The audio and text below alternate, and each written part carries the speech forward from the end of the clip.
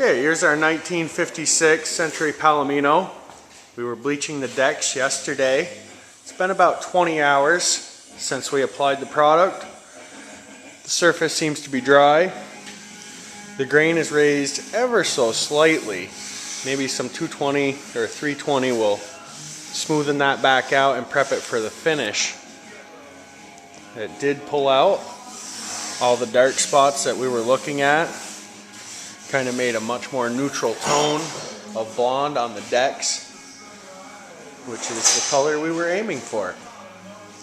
So the next step will be pull the tape off, and then we will scuff this just a little bit, get some of the grain to smoothen out, and then we'll seal it with some Smith's clear penetrating epoxy sealer and prep it for varnish. Then we'll go on to staining the dark parts with a dark mahogany to create our racing stripes.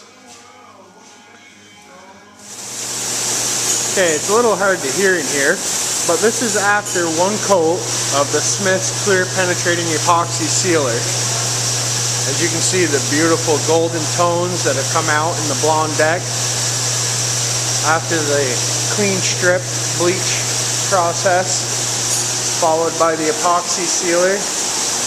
We will put one more coat of the epoxy sealer on it, which is going to make the wood impervious to water, so it will no longer absorb water or moisture, preserving it for a lifetime to eternity, depending on the care. But beautiful golden tones and yellows that came out in that Avodire wood, common for the 1950s in Century Boat Company with their blonde decks on their mahogany boats. Can't wait to pull the tape off and see the dark mahogany contrasted with the blonde to give it that signature Century look.